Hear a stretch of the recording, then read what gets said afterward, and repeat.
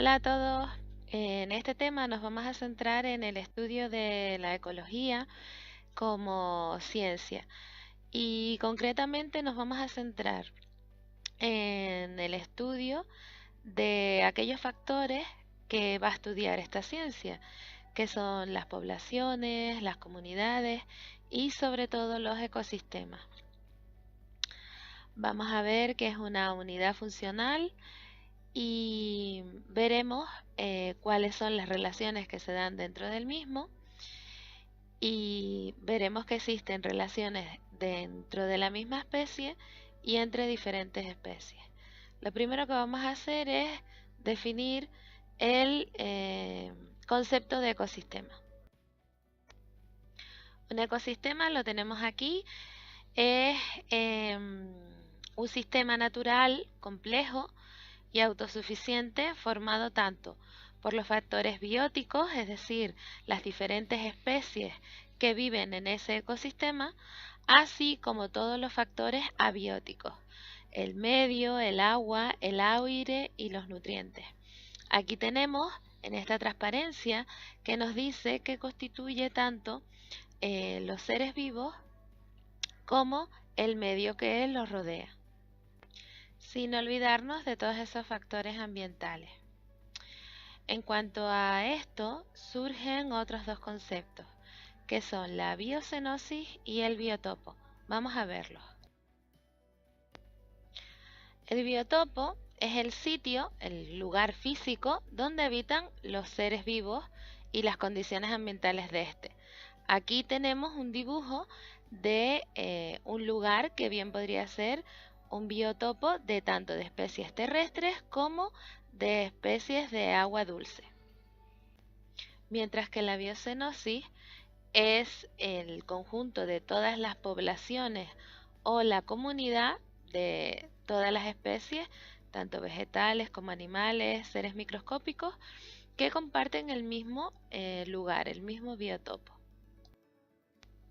Vamos a empezar entonces por los factores ambientales y cómo influyen su presencia o la variación de los mismos en los organismos que habitan que forman la biocenosis.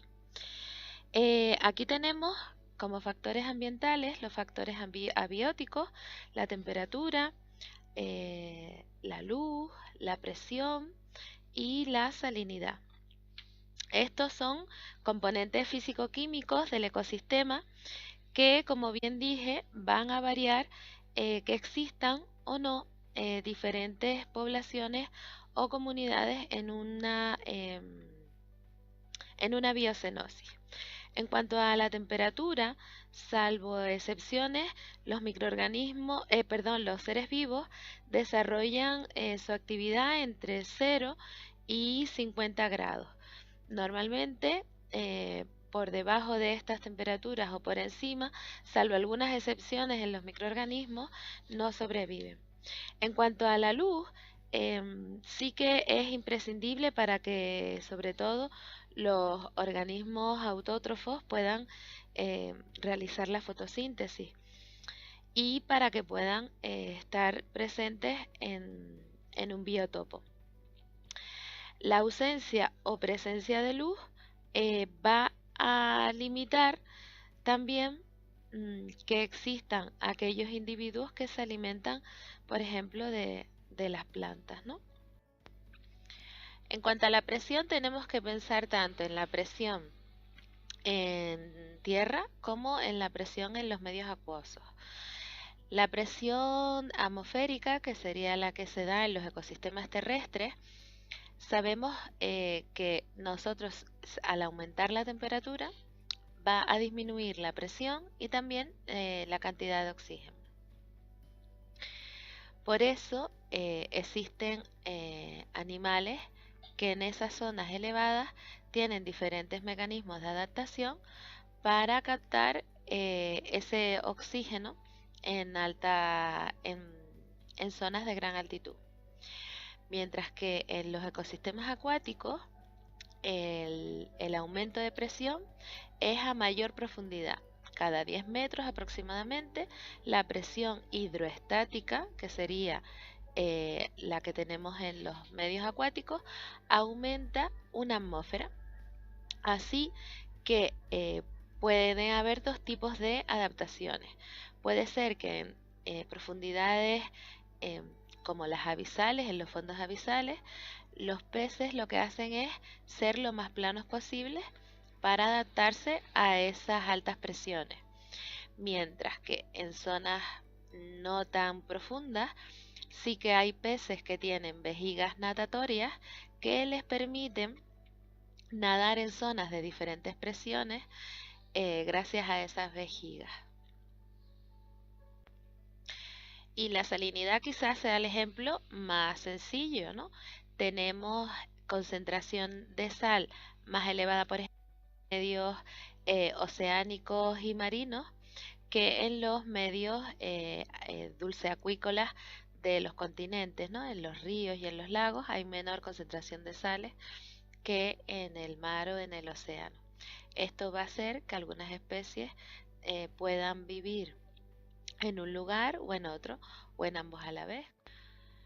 Los salmones, por ejemplo, cambian el epitelio branquial para adaptarse a la salinidad que le rodea.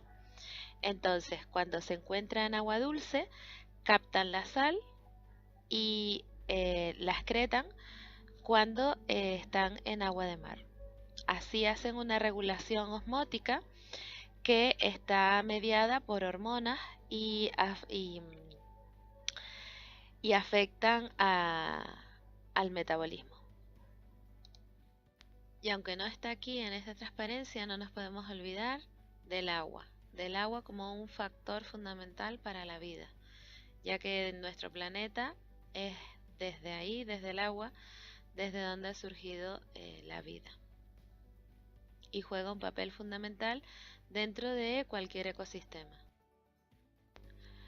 Estos factores abióticos como la luz, la temperatura, la humedad, el pH, pueden ser factores limitantes de la distribución de una especie y lo pueden ser tanto por defecto como por exceso. En la zona de tolerancia de estos factores encontramos dos especies. Las especies eurioicas, si el margen de tolerancia es muy estrecho, y las especies estenoicas si es amplio. En este esquema que tenemos aquí en la transparencia, vemos que existe una zona en verde que sería la zona óptima.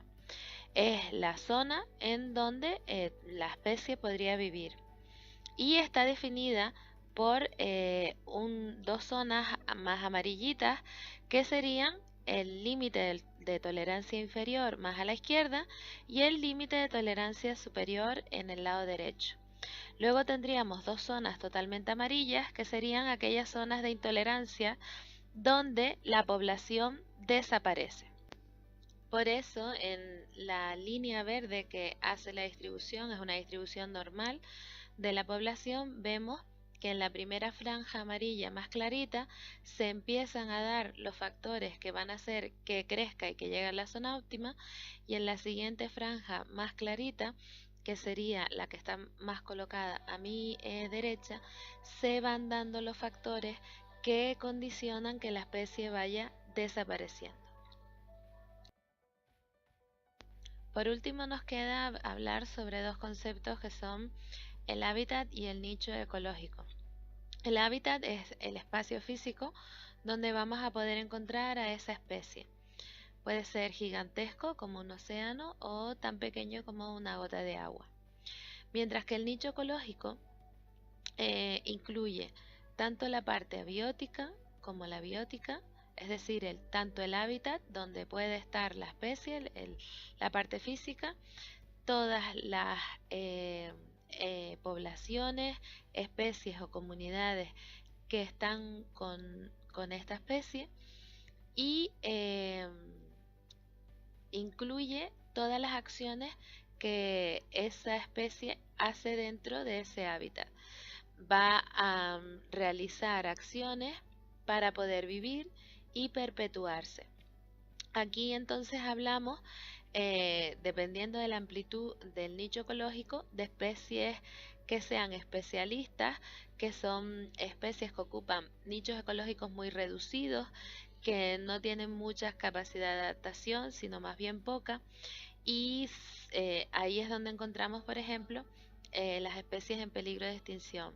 Y luego existen especies generalistas que se adaptan a nichos muy amplios y que se suelen adaptar fácilmente a nuevas condiciones ambientales.